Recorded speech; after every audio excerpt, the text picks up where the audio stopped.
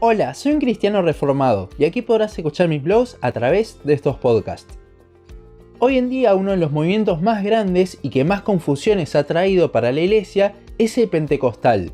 En este podcast quiero que veamos justamente sus inicios y con esto veremos el grave error que trae y sus consecuencias. Antes que nada quiero que sepan algo, yo vengo de iglesia pentecostal, fue una iglesia que sigue este movimiento, si bien se hacía llamar bautista, y creía todo lo que decían. Esto fue hasta que el Señor me fue abriendo los ojos a la verdad bíblica.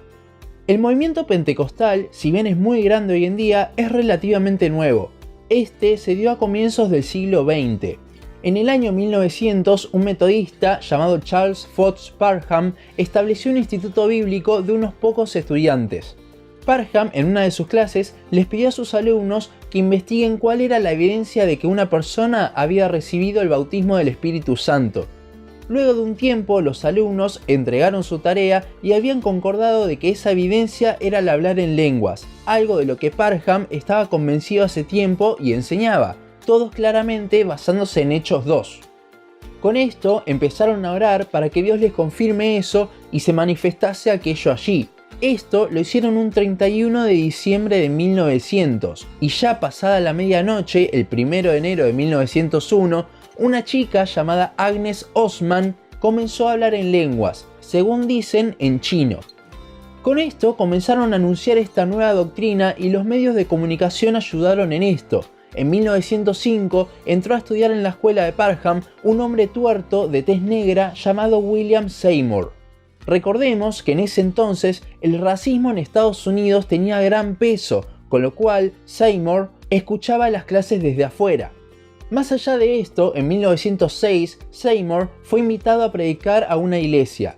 Él había adoptado la nueva doctrina pentecostal, pero todavía no había hablado en lenguas, y a pesar de esto, Seymour habló de la necesidad de recibir el bautismo del Espíritu Santo. Esta iglesia no aceptó la nueva doctrina y lo echaron. Pero unos miembros de esa iglesia sí le creyeron y lo invitaron a que les contase más de esto en un establo en la calle Azusa. Allí afirman de que el Espíritu Santo se comenzó a mover y empezaron a hablar en lenguas, al estilo de Hechos 2. Ahora que tenemos el contexto histórico, analicemos la situación. Primero, todo ese movimiento se dio en un contexto medio caótico, no fue ordenado en lo más mínimo, y ese no es el mover de Dios. Dios es un Dios de orden.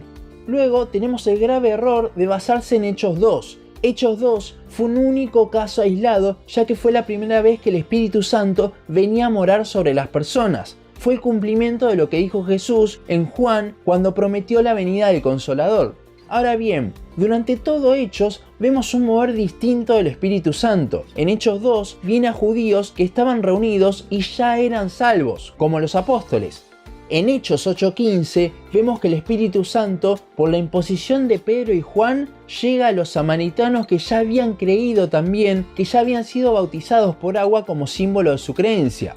Por último, en Hechos 10:44, el Espíritu Santo viene a morar a los gentiles en el momento de creer. Entonces, ¿en qué momento viene el Espíritu Santo sobre el creyente? ¿En un momento sobrenatural? ¿Por la imposición de manos? ¿O cuando uno cree? Bueno, con esto vemos una transición en la venida del Espíritu Santo a morar sobre los creyentes. El Espíritu Santo fue llegado en el orden que Jesús lo estableció en Hechos 1:8, que dice: «Pero recibiréis poder cuando haya venido sobre vosotros el Espíritu Santo, y me seréis testigos en Jerusalén, en toda Judea», Hechos 2, los judíos, en Samaria, Hechos 8, los samaritanos, y hasta lo último de la tierra, Hechos 10, los gentiles. Hoy en día el Espíritu Santo viene al creyente en el momento de la regeneración, ya que es Él quien nos abre los ojos al Evangelio, y es Él la garantía que tenemos de nuestra salvación. Pero los pentecostales no dicen que el bautismo del Espíritu Santo sea cuando recibimos a Cristo, sino que es algo más, algo de un nivel más espiritual. Para los pentecostales, uno puede ser salvo y todavía no haber recibido el bautismo del Espíritu Santo. El único caso donde vemos esto es cuando el Espíritu Santo venía por primera vez a morar sobre las personas en Hechos 2 y 8, justamente en esa transición del Espíritu. En el resto de la Biblia, jamás se nos exhorta a los creyentes a recibir el bautismo del Espíritu Santo. ¿Por qué? Porque ya lo tenemos desde el momento de nuestra conversión. Romanos 6:3 dice: ¿O no sabéis que todos los que hemos sido bautizados en Cristo Jesús, hemos sido bautizados en su muerte? Aquí Pablo claramente no se refiere al bautismo por agua, sino al del Espíritu Santo, hablando de que todos los creyentes ya han sido, tiempo pasado, bautizados.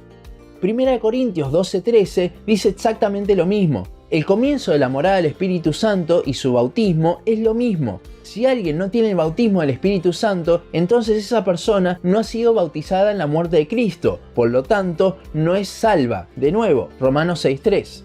Los pentecostales afirman, como vimos, que el hablar en lenguas es la evidencia de esto.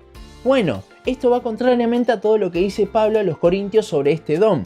Los corintios buscaban este tipo de don sobrenatural por decir que era más excelente. Sin embargo, Pablo les dice que esto no es así. El don de lenguas es un don más como cualquier otro. Vigente o no vigente, no importa tu creencia al respecto, el don de lenguas es un don más como el de evangelismo, servicio, enseñanza, etc.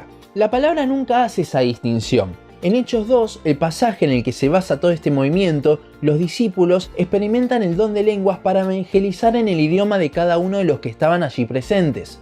Sin embargo, tanto el 1 de enero de 1901 como en 1906 en la calle Azusa, todos hablaban inglés. Entonces, ¿para qué el Espíritu Santo les haría hablar en otras lenguas humanas si no tenían utilidad alguna? Como en el caso de Agnes Osman, que comenzó a hablar en chino, supuestamente, pero allí no había nadie que lo hablase. Pablo confronta a los corintios a que si hablaban en lenguas debía haber quien las interpretase. Y no es lo que pasó en estos dos momentos del pentecostalismo. Recuerdo que cuando era chico y todavía creía en este asunto, yo ya siendo salvo me cuestionaba y me dolía mucho el hecho de que no hablase en lenguas, porque significaba que no había recibido el bautismo del Espíritu Santo según lo que me habían enseñado, con lo cual era lo que estaba esperando, cuando la Biblia nos dice que lo único que tiene que esperar el creyente es el regreso del Señor, no el bautismo del Espíritu. De hecho, el mismo fundador del movimiento, William Seymour, tampoco hablaba en lenguas antes de que sucediese lo de la calle Azusa, con lo cual tampoco había sido bautizado por el Espíritu según su creencia.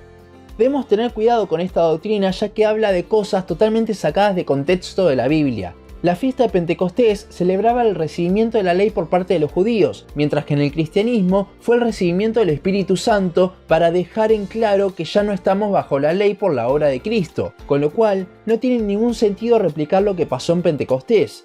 Además de esta falsa doctrina sobre el bautismo del Espíritu Santo, los pentecostales han adoptado también otras falsas doctrinas como por ejemplo la de los carismáticos, de la cual hablaremos en el siguiente podcast. O muchas veces también han adoptado la pérdida de salvación.